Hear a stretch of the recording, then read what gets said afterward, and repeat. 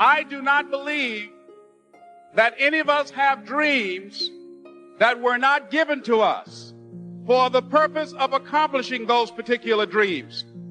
And I want to share something with you that has changed my life. I don't know what that dream is that you have.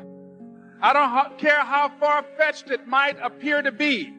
I don't care how disappointing it might have been as you've been working toward that dream. But here's what I know, that dream that you're holding in your mind, that it's possible. Let's say that together, please. Say, it's possible. See, sometimes we can't say, I can do that. But what we can say, that it's possible that I can have my dream as we run toward it, as we work on it day in and day out. No one, ladies and gentlemen, could have convinced me when I started out just over 6 years ago working on my dream. And I want you to think about whatever your dream is, because I was willing to take a chance. And most people won't do that. Most of the people that you talk to try and bring them into the business, these are not risk takers. Most people have done all that they're ever going to do. They raise a family, they earn a living, and then they die. Some people never will have much. They're too cautious. Now, you can also be too reckless, but you can also be too cautious. This is called the timid approach to life. And my caution was always the risk. Risk used to drive me right up the wall. I used to say, what if this happens? It's called the language of the poor. What if this happens? And on top of that, if this was to happen, look at the fix I'd be in. I'd better not try. Then I'll tell you what changed my whole life when I finally discovered it's all risky. The minute you were born, it got risky. If you think trying is risky, wait till they hand you the bill for not trying. If you think investing is risky, wait till you get the tab for not investing. See, it's all risky. Getting married is risky. Having children is risky. Going into business is risky. Investing your money is risky. It's all risky. I'll tell you how risky life is. You're not going to get out alive. The Englishman says, well, if that's the way it's going to work out, let's give it a go. Right, that's what it's for. Give it a go. Somebody says, yeah, but I'm looking for safety and security. Fine, then huddle in a corner. We'll cover you with a sheet, bring you 3 meals a day. And we'll protect you, feed you, look after you, care for you. We won't let anything happen to you. And you'll probably live to be 100. The guy said, well, yeah, I'd live to be 100. But what a way to live. Right. What a way to live, safe and secure. Don't ask for security. Ask for adventure.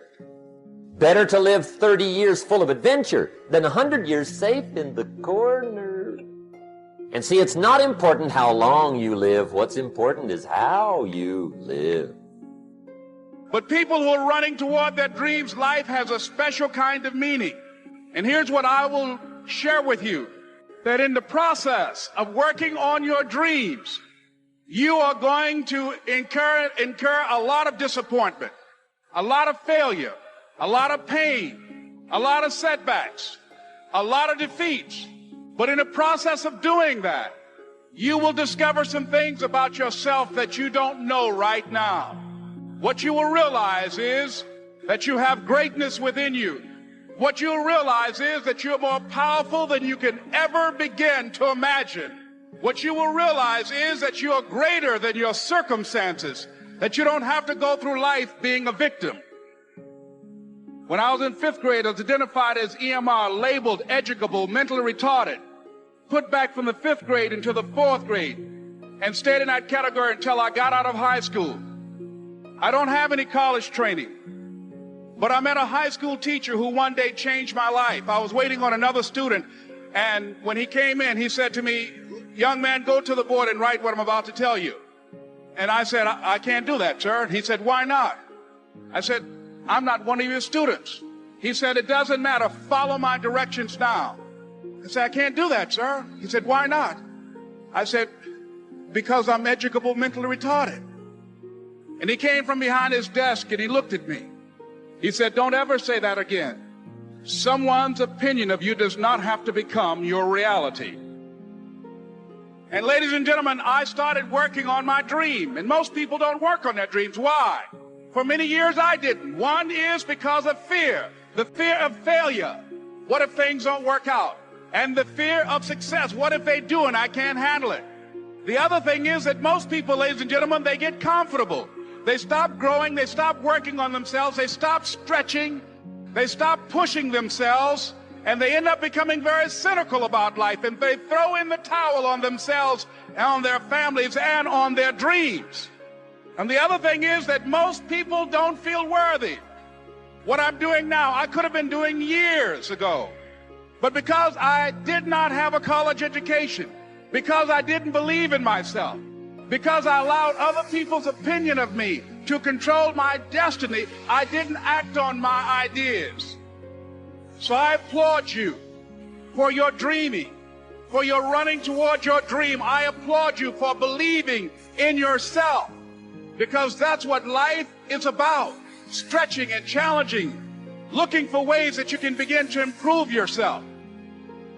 Always go to something bigger than yourself. I'm wondering if you've been defeated because you have been giving yourself wholly to something that was too small to hold you. Have you thrust yourself into a glass of water? Have you leaped off the diving board into a cereal bowl person? Are you not guilty of immersing yourself into things that were too small to hold your vision? My problem is so many times you've thrown big ideas at small people. You've given big commitment to cereal bowl people, and you're trying to get your sight back from a source that's too small to support what you're willing to put in. Is your investment bigger than the bank? You should see the way you're looking at me. Is the reason you keep being disappointed by people is that you have wholly thrown yourself into something that was too small? Are you trying to take a bath in a bowl? I believe today is the easiest time ever in the history of mankind to think big. Ever. I'm talking ever. One of the things is that I love doing is I look at everything on thinking big from the standpoint of math. So let's just say math. Math has a lot to do with thinking big. Let me make my case to you on what I mean by math has a lot to do with thinking big. The way I used to do it was this. I used to ask myself, what number comes after 3? So if I can make $3, do you think I can make $4? Everybody would say what? Of course. Okay, if I can make $100, can I make $200? Yes, Pat, where are you going with this? If you can make $1,000, can you make $2,000? Of course. If you can make 10 grand in a month, can you make 11 grand a month? Yes. Yes, of course you can. So when does this stop? Never. It only stops when you no longer are applying math to thinking big. You see, thinking big to me is purely a math thing. No number is an end number. If I ask you right now, what's the biggest number in the world? You can't think about a number because there isn't a number that's the biggest number in the world. A billion times billion times billion is still a number that's bigger if you give another multiplication times another billion. And that's still not the biggest number if we go against another billion and another billion and another billion. There is no number that's a limit. People are going to hit these numbers. Billionaires seemed impossible until somebody became a billionaire. Today, Elon Musk could be the first guy that could potentially be a trillionaire if he goes at the pace that he's going. This is going to happen. But you need to take these big numbers that seem impossible. And I'm starting with this first. You need to take numbers that seem impossible and just know it's numbers. There is nothing to be afraid of numbers. It's purely math. What is so big about numbers? Nothing is big about numbers. You need to look at math first, period. There's always a math. The difference between a small thinker and a big thinker is multiplication. The big thinker is multiplying.